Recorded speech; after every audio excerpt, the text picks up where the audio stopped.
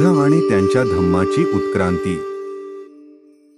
मित्रांनो, चला तर मग बघूया की तिसरी बुद्ध संगती ही कशा प्रकारे आयोजित करण्यात आली होती।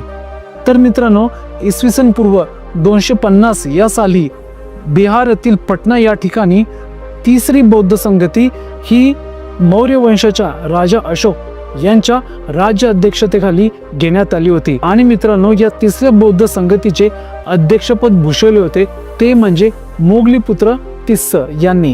मित्रांनो, तिसरी बौद्ध संगती घेण्याची अशी प्रमुख कारणं होती ती म्हणजे की संघामध्ये शुद्धता राखणे आणि जे भिक्षू या चुकीच्या शिकवणी पसरवत आहेत त्यांना संघाच्या बाहेर काढणे।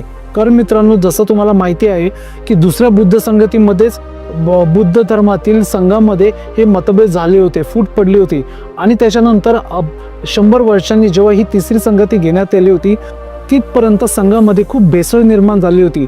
असे खूप सारे भिक्षू होते जे स्वतःची आणि जे बुद्ध धर्माला विसंगत अशी जी विचारसरणी होती, अशी जी शिकवण होती ती ते समाजामध्ये पसरवत होते आणि त्याच्यामुळे बुद्ध धर्माबद्दल चुकीचे ज्ञान हे बाहेर दिसत होते। त्याच्यामुळे राजा अशोक यांनी तिसरी बुद्ध संगती घेण्याचे आवाहन केले आणि अशा प्रकारे ही तिसरी महासंगती आयोजित केली। तसंच मित्रांनो, या संगतीमध्ये अभिधम्म पिटक या ग्रंथाची रचना सुद्धा इथेच झाली। अभिधम्म पिटक हे त्रिपिटकाचे तिसरे पिटक। आणि मित्रांनो, या तिसऱ्या बौद्ध महासंगतीचे सगळ्यात प्रमुख आणि मुख्य कारण होते ते म्हणजे बौद्ध धर्माचा प्रसार। मित्रांनो, तुम्हाला तर माहिती आहे की राजा अशोक याने पूर्ण जगामध्ये बुद्ध धर्म हा पसरवला।